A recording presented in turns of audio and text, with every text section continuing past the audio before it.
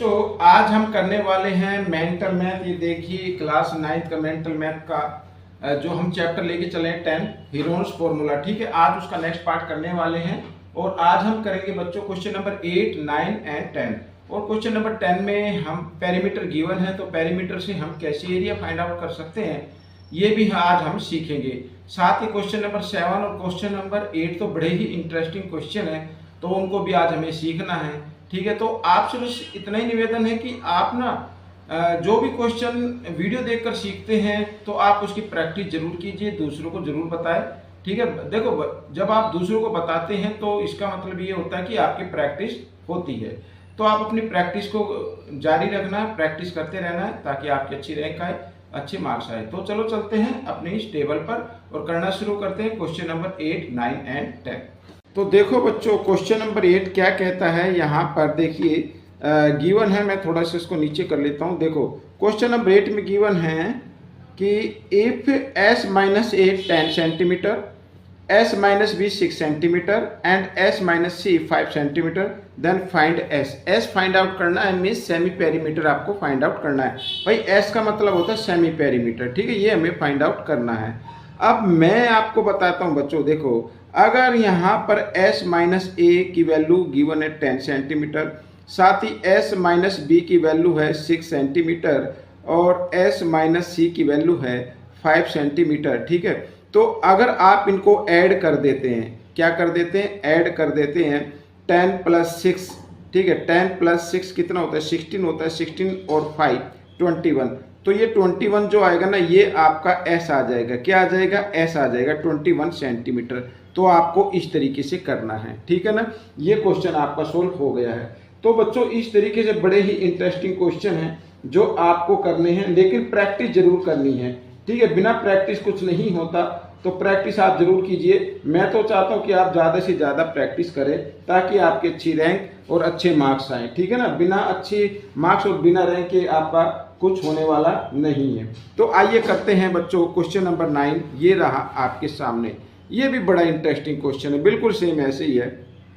देखो क्या कहता है, if s minus a equal 7 centimetre, s minus b equal 5 centimetre and s minus c equal to 3 centimetre, find a find out करना है। तो सबसे पहले ए फाइंड आउट करना है, तो यहाँ पर s माइनस ए इक्वल 7, ये a आपको फाइंड आउट करना है।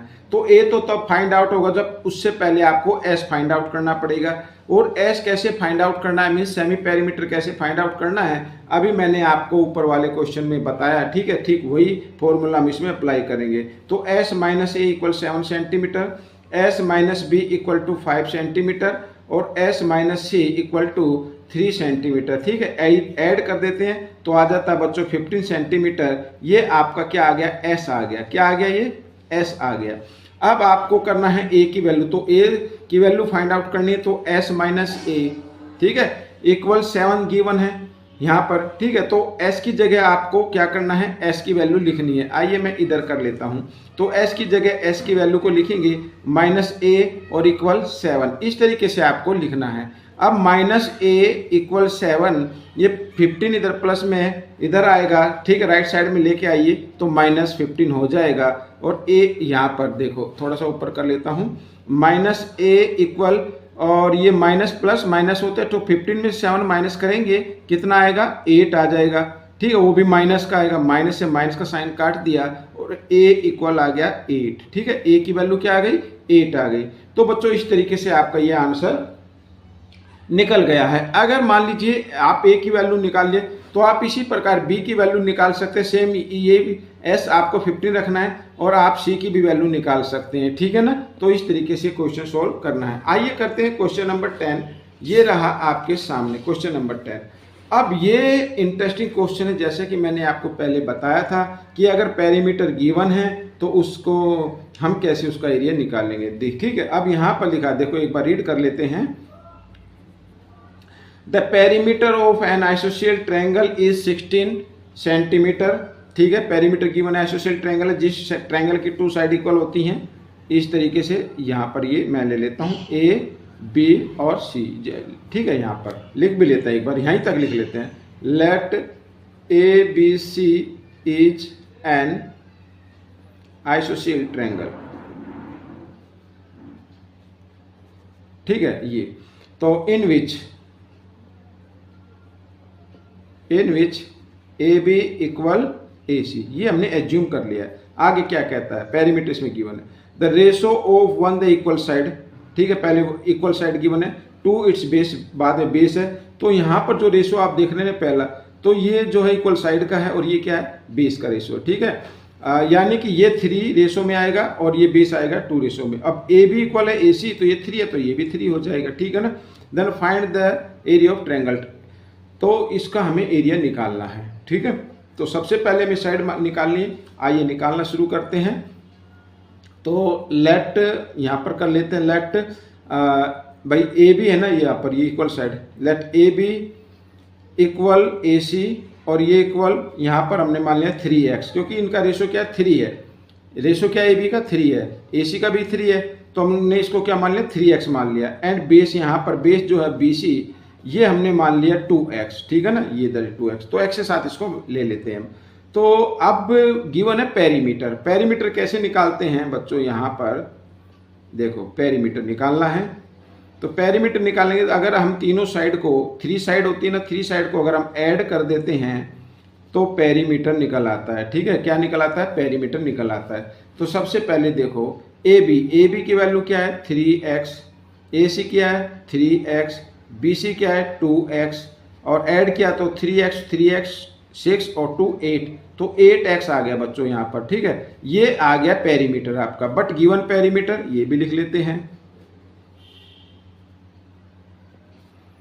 But given perimeter, but given perimeter है बच्चों आपका 16 सेंटीमीटर, ठीक है, जो कि क्वेश्चन में गिवन है। ये रहा आपके सामने, ठीक है, ये गिवन है। तो अब भाई हमारा तो पेरीमीटर आया 8x, लेकिन क्वेश्चन में गिवन है 16x, तो हम क्या करेंगे, दोनों पेरीमीटर को आपको रख देना है इक्वल, इस तरीके से।